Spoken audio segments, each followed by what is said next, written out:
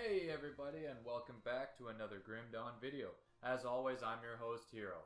I hope you're enjoying the content so far. If you haven't already had a chance, go check out my first video. It's a great introduction to the game overall and leads into today's content.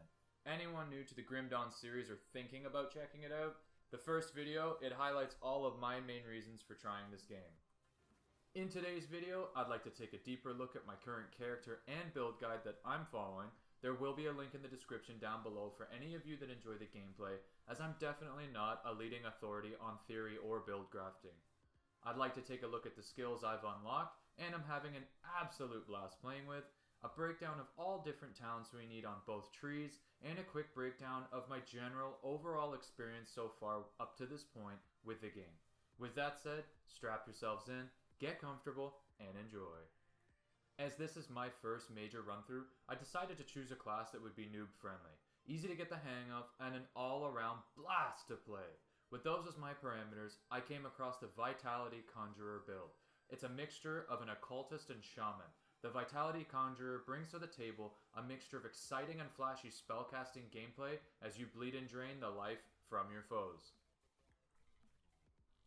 Okay, let's get started. First up on the block is Curse of Frailty. A cruel word of power that robs enemies of their fortitude, making them slow and fragile. Now this is an AoE curse, so you can apply it to roughly 2 to 3 enemies at a time.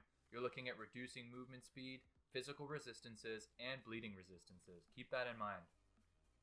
A nice passive buff to Curse of Frailty is Vulnerability, empowering the curse's vile potency so that it also weakens the constitution of your enemies, making them more susceptible to witchcraft and poisons. We're looking here at a reduction in defensive ability, poison and acid resistance, vitality resistance, and elemental resistance. Next up, we're looking at Bloody Pox. Shunned even by many occultists for the prolonged suffering it inflicts, this abhorrent curse calls down a virulent plague to spread amongst foes, inexorably sapping them of their life force and causing them to bleed from every orifice. And I mean every orifice. You're looking at vitality damage, 4 to 6% reduction in enemies' health pools, which is huge, and bleeding damage per second. Again, this stacks beautifully with Curse of Frailty for the bleeding resistance reduction. Now adding buffs to Bloody Pox, we're looking at Wasting. Causes pox to destroy your foe's vitality and turn weeping sores into gouts of blood. Such insidious spellcraft has earned the occultists their dark repute and has seen many burnt at the stake. This increases your bleeding damage and vitality damage and reduces offensive ability yet again. And the final buff to Bloody Pox is Black Death. Burning with the fever and suffering the liquefaction of their internal organs, the infected may be hit by sudden bouts of confusion and wander the battlefield, attacking the air or even their own allies. So a huge part of AoE control here, guys, because we're going to be posting most of our moves into AoE groups, is more poison damage per second, more vitality percentage damage, more bleeding damage with increased duration, and a chance to confuse targets for 3 to 5 seconds. So overall, this is going to pad our damage nicely and give us a little bit of AoE control. Now, I did say that was the last passive buff. I was mistaken. There is one more, and it's Fevered Rage. The reason I wanted to hold off on this ability is because you may or may not want to take this ability until you have quite a bit of life regenerative ability with your overall talent tree. So Fevered Rage, transmutation of pox can be as dangerous to the occultist as to the foe. The plague will progress rapidly, more than doubling its damage, but as the afflicted burn with the fever, they will become crazed, moving with unnatural speed and attacking with berserker fury. That makes them both more deadly and more vulnerable. So this is your glass cannon offensive. Your total damage modifiers go up, you're reducing the overall pool of your enemy's health, but you are giving them more damage and more speed to attack you with. So again, I do give you caution. Take this move when you're comfortable with your regeneration ability. Next up, we're looking at Soleil's Witchfire. Harness the eldritch power of Soleil, burning your enemies with entropic energy with every weapon attack. This ability must be toggled to maintain its effect. So this is one of your cooler passive buffs in the game. It does add a nice cinematic effect to your weapon. I really love the overall effect it shows, and I will show you all of the passive buff effects once we're done going through the skills. So back to Soleil's Witchfire. It is an active energy cost per second, but it's not very big, but it does reserve a portion of your energy pool. Now keep in mind, as you go through the game and unlock these buffs, you will be reserving more portions of the pool, but generally it doesn't seem to be an issue. We're looking at an increase in chaos damage, an increase in percent vitality and decay damage, and an increase in attack speed. And buffing Soleil's Witchfire, we're looking at Second Right. Deepens the occultist bond to the hidden realm, intensifying the power of witchcraft, such that the slightest touch burns through the life essence of foes. We're looking at an increase in the energy cost per second and the reservation cost. Again, not such a big deal, but we're increasing our vitality damage, our vitality decay, more chaos damage, and more vitality resistance. Next up, another bread and butter skill here for this build is the Sigil of Consumption. Creates an occultist sigil on the ground that consumes the life force of enemies caught within its power, returning a portion of the damage dealt as health to the occultist. Now keep in mind, returning damage dealt as health to the occultist, this, like I said, is bread and butter, as it's going to help with our regeneration. So we're looking at an energy cost of roughly 46, but no reduction to the overall pool itself. 2.4 second skill recharge, but we're looking at increased vitality damage, percentage of that attack damage converted to health, but it is a very small meter radius. So something I do suggest to you guys here is casting this right in front of your character, if not directly under your feet if you can, because most of the time, once you've started your rotation on an AoE pack of enemies, they will swarm to you, so by the time you throw down Sigil of Consumption, they're either going to move out of it or be nowhere near it in general, so it's better to put it right in front of your character or under your own feet. Now buffing Sigil of Consumption, we're looking at Destruction. Imbues the sigil with the destructive power of chaos itself. For a small increase in energy cost, we're getting an increase in fire damage and chaos damage.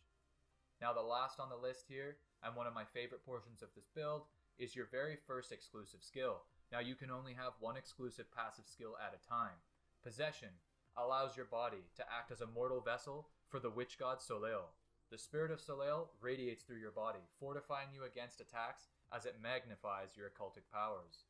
So we're looking at damage absorption increase, chaos damage increase, percentage damage increases to acid, vitality, chaos, poison, and vitality decay, more chaos resistance, and 100% skill disruption protection. That just about goes over all the main skills I will be using in this build, and the build that you will also be following in the description below. Okay, so continuing with the build here, our second talent tree, which does eventually create the combination of Occultist and Shaman to create Conjurer, which I will show you on my character page at the end here. First up, we're looking at Mugdragon's Pact. Call upon the beast god Mugdragon to bestow nature's blessing upon you and your nearby allies. This is another toggle effect, okay? So we're looking at energy reservation once again, but this move brings to us a little boost to physical damage, health regeneration per second, and energy regeneration per second. Remember what I was saying earlier, guys, about that health regeneration per second for when we're using Fevered Plague. To buff Mugdragon's Pact, we're looking at Heart of the Wild. The wild spirit of nature flows through your veins, rapidly sealing wounds and cleansing poisons. Energy reservation plus 50, so now we're in the couple 100-point range, but we're gaining 3% increased health, poison duration reduction, and bleeding duration reduction. One final buff to Mugdragon's Pact is Oak Skin.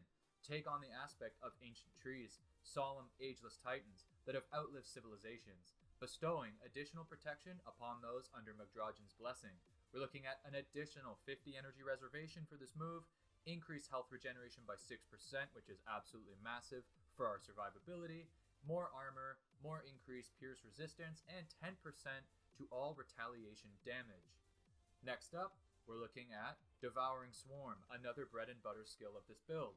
Out in the wild, one must do whatever it takes to survive. Some shaman conjurers take this lesson to heart by conjuring a voracious swarm which hungrily tears apart anything it comes into contact with, inflicting grievous wounds and exposing vulnerabilities.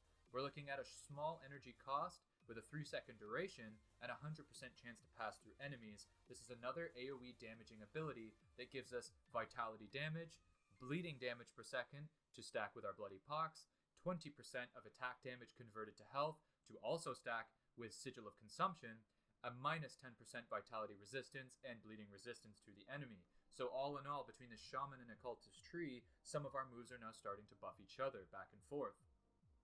Now we don't take too much else in this tree, but let's continue on. We're looking at Wendigo Totem. The Wendigo Totem represents a darker side to shaman rituals, embracing the vicious duality of nature. One must die so that another may feed and live. Once placed, this totem will drain the life force of nearby foes, all while creating a soothing aura that heals allies. The totems are taboo to most tribes, though as primal hunger spirit invoked to power the totem is perilous to control and has driven many shamans mad, filling them with an insatiable hunger that inevitably leads to cannibalism. Now I don't know about you guys, but my hunger has always been insatiable. Wendigo totems scale with player damage bonuses, so this is a big buff because all of our other passive buffs are going to increase Wendigo totem's overall ability. Now, it's going to give us a 0.5 second skill recharge with a 5 meter radius and 2% plus 30 health restored. So once it goes down, it will do some damage, but it will also create a casting buff of healing for us. Now, buffing Wendigo's totem, we're looking at Blood Pact. Seal a pact with the Wendigo spirit inhabiting the totem. So long as you stand within its aura, your taste for blood will be insatiable. So we're looking at increased vitality damage percent, vitality damage overall, bleeding damage percent with more increased duration, vitality decay percent with increased duration, and more chance of 5% attack damage converted to health.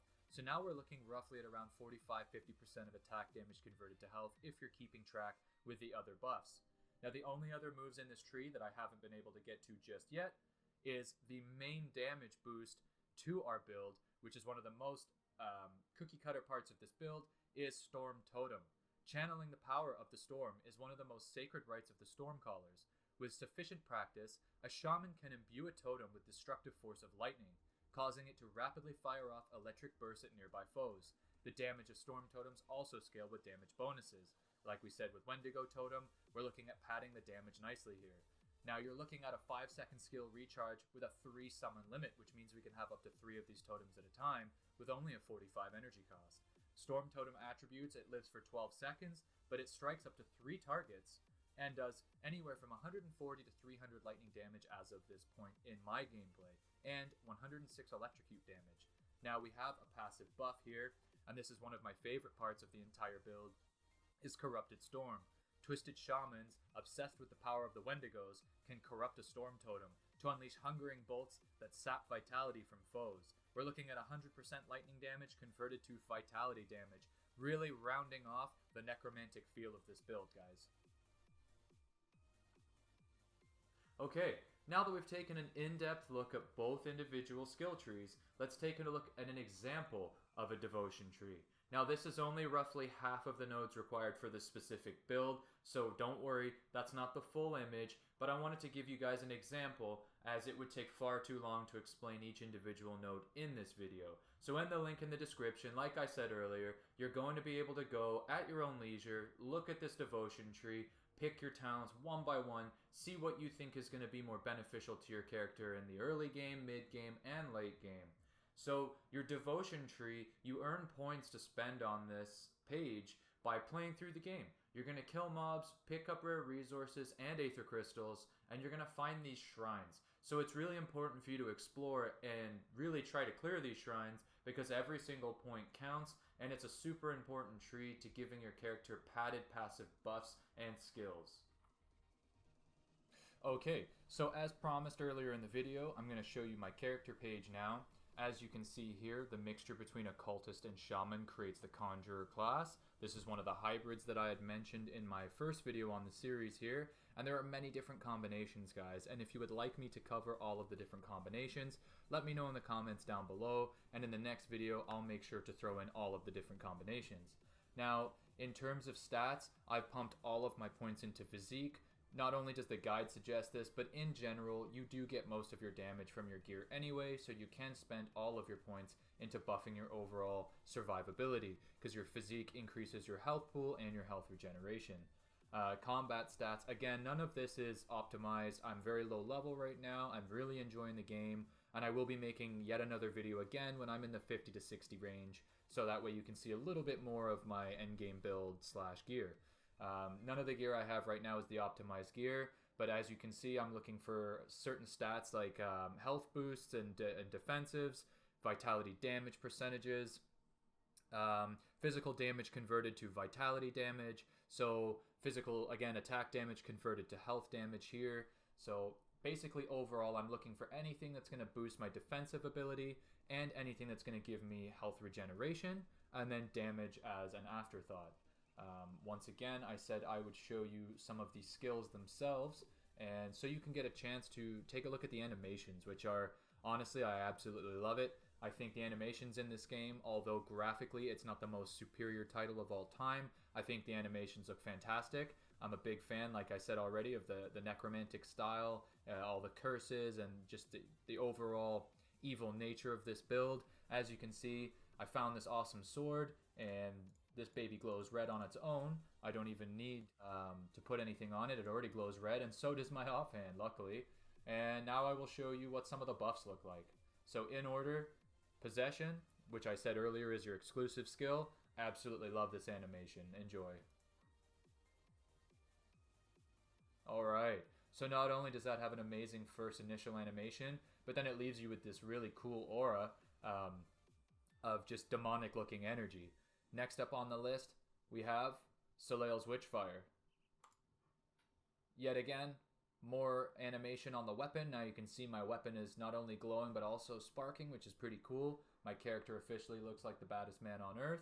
And then the only buff we have left at this point is Magdragon's Pact, and this is going to be one of our defensive buffs. You can't really see it, but if you look closely enough, you can see the leaves that are traversing around my character here.